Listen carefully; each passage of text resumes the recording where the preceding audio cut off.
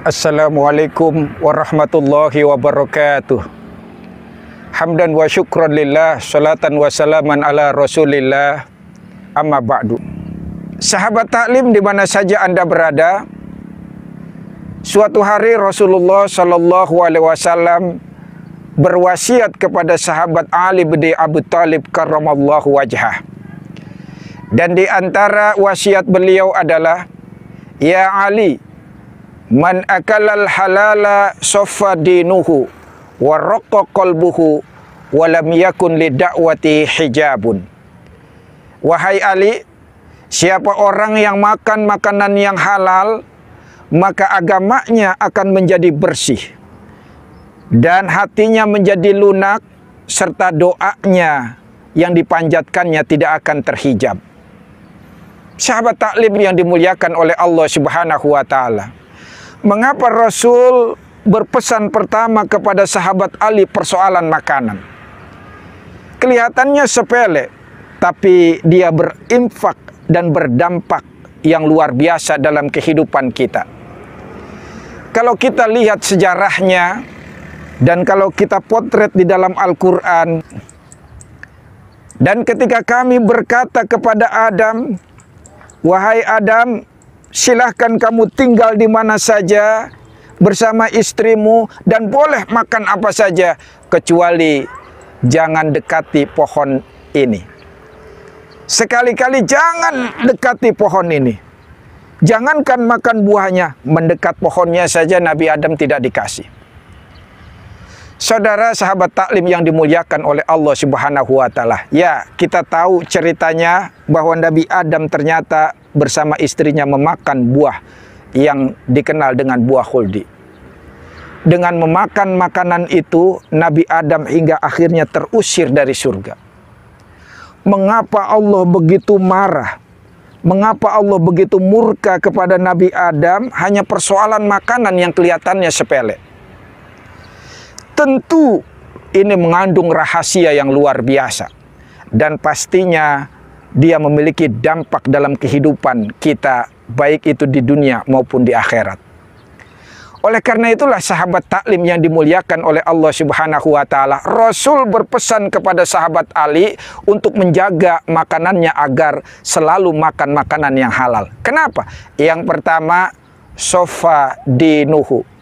Dia akan memiliki keyakinan agamanya menjadi jernih, mantap, bersih.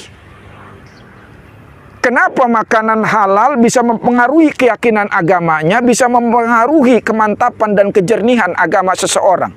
Iya, kita tahu saudara, makanan itu adalah sebagai bahan bakar secara jasmani yang menggerakkan tubuh kita.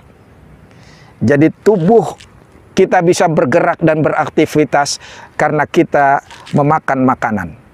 Secara jasmani, makanan yang kita makan menggerakkan tubuh kita. Bayangkan kalau kita sehari, 2 hari, 3 hari, bahkan seminggu nggak makan, itu bisa tidak bertenaga, bahkan tidak bisa menggerakkan aktivitas anggota tubuh kita. Secara jasmani dia menjadi bahan bakar anggota tubuh kita agar supaya bisa bergerak. Dan secara rohani, makanan itu menggerakkan menjadi bahan bakar perangai, karakter, sikap, dan perilaku seseorang. Karena itu saudara, kalau orang yang memakan makanan yang haram, dia perangainya biasanya akan suka dengan kemaksiatan. Dia malas melakukan ketaatan, dia lebih suka melakukan kemungkaran, kebatilan, dan orang itu jauh daripada nilai-nilai ibadah dan ketaatan. Inilah kemudian akhirnya dia menjauh dari agamanya. Ketika dia menjauh dari agamanya, maka otomatis makin hari agamanya makin ringkih dan makin hari keyakinannya terhadap agama semakin rapuh. Inilah bahayanya saudara, orang yang memakan makanan yang haram, dan pentingnya kita menjaga makanan yang halal. Yang kedua saudara, raqqa qalbuhu. Dari makanan yang halal bisa menyebabkan hati orang menjadi lunak. Kenapa? Karena ternyata di samping dia menjadi bahan bakar, makanan itulah yang menjadi deterjen bagi hati manusia. Maka ketika deterjennya kotor, maka yang dibasuh pun, yang dicuci pun otomatis akan menjadi kotor. Maka ketika dia kotor, tentu sekali lagi mempengaruhi perangainya. Maka ketika kita makan makanan yang halal, hati kita dikasih dengan pembersih yang bersih, sehingga otomatis hati kita pun menjadi bersih dan lunak. Inilah pengaruh yang kedua. Yang ketiga, saudara, walam yakun lidakwatihi hijabun. Orang itu doa-doanya tidak akan terhijab. Kenapa seperti itu? Apa hubungannya dengan makanan? Kita tahu bahwa doa adalah ibadah yang utama. Dan ibadah tentu ada syarat-syaratnya. Salah satu syarat daripada ibadah diterima, dia harus bersih dari najis dan suci dari hadas. Bersih dari najis, kita bebas jasmani kita dari segala kotoran, dan suci dari hadas, batin rohani kita bersih dari segala penyakit, dari segala hadas, dari segala macam najis yang bersifat imaterial. Dan saudara, ketika kita memakan makanan yang haram, maka otomatis kita memasukkan ke tubuh kita najis-najis dan hadas-hadas.